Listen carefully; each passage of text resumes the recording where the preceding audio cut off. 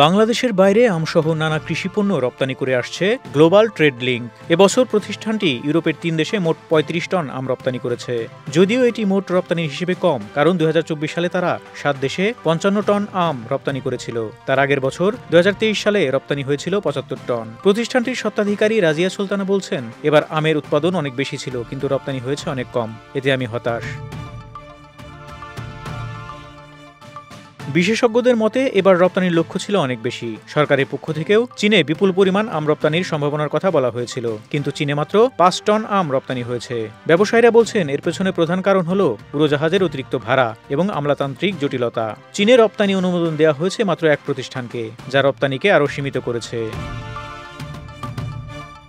কৃষি অধিদপ্তরের তথ্য অনুযায়ী ২০২৫ সালে বাংলাদেশ থেকে মোট ২,১৮৮ টন আম রপ্তানি হয়েছে। গত বছর বিশ্বের ২৬টি দেশে ১,৩২১ টন আম রপ্তানি হয়েছিল। যদিও এবারের রপ্তানি পরিমাণ গত বছরের চেয়ে বেশি, তবে এটি ২০২৩ সালে সর্বোচ্চ ৩,১০০ টন রেকর্ডের তুলনায় অনেক কম। বাংলাদেশে ২০২৬ সালে আম রপ্তানি শুরু হয়। রাজনৈতিক অস্থিরতার কারণে ২০২৪ সালে রপ্তানি কমেছিল, কিন্তু এবছর দেশ শান্ত থাকলেও রপ্তানি প্রত্যাশিত পরিমাণে হয়নি।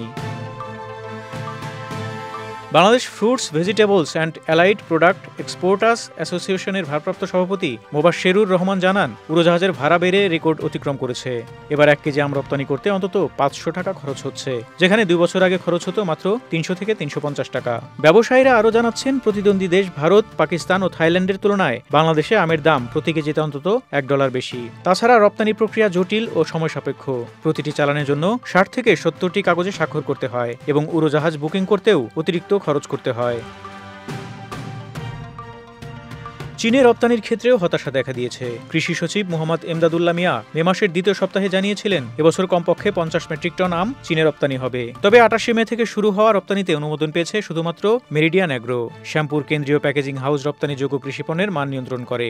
প্রতিষ্ঠানটির উপপরিচালক আমিনুর রশিদ বললেন, যদি একাধিক প্রতিষ্ঠান চীনে আম রপ্তানি করতে পারত, তাহলে প্রতিযোগিতা থাকত এবং পণ্যের মানও ভালো হতো। কিন্তু একক অনুমোদনের কারণে মানের বিষয়ে সীমাবদ্ধতা এসেছে।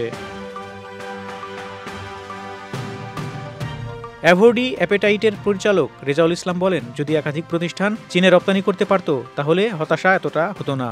রপ্তানির সঙ্গে যুক্ত কৃষি সম্প্রসারণ অধিদপ্তরের এক কর্মকর্তা জানিয়েছেন, চীনে ১ কেজি আমের বিক্রয় মূল্য মাত্র ৭১ টাকা, যেখানে ইউরোপের বাজারে একই আমের দাম $2 বা প্রায় ২৪০ টাকা।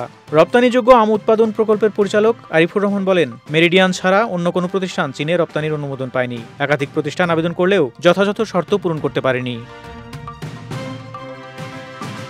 রপ্তানিকারকরা অভিযোগ করছেন, সরকার এই ক্ষেত্রে যথাযথ উদ্যোগ নেয়নি।